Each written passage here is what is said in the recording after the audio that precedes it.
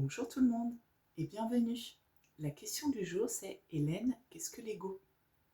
La première chose qu'il faut savoir, c'est que l'ego n'est pas notre ennemi.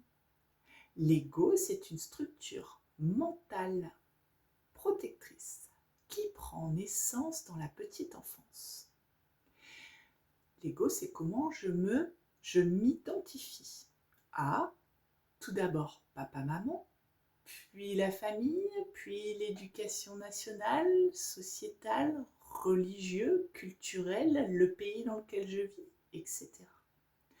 Ce sont les expériences de vie associées à là où les blessures que je vais porter, que ce soit l'humiliation, l'abandon, la trahison, le rejet ou encore l'injustice. À travers cet ego, nous pouvons tout d'un coup nous sentir limités, bloqués.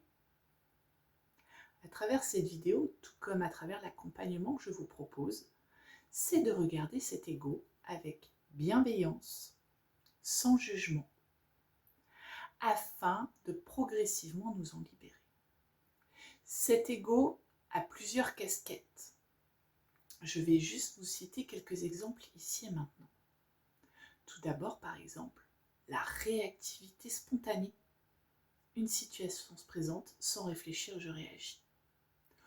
Ou encore des pensées récurrentes qui vont occuper notre esprit en boucle.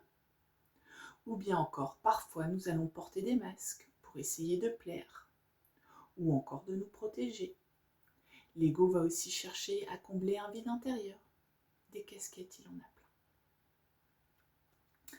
L'objectif de cette vidéo, mais aussi de mon accompagnement, est d'ouvrir à la transformation en vous invitant à l'introspection. Ce qu'il faut savoir, c'est que se confondre à notre ego est une illusion.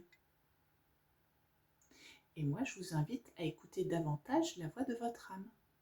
L'ego nous protège, mais notre âme nous éclaire. C'est à nous de choisir la voie que l'on veut prendre. Plus nous allons nous reconnecter à qui nous sommes, plus l'ego perdra de son pouvoir.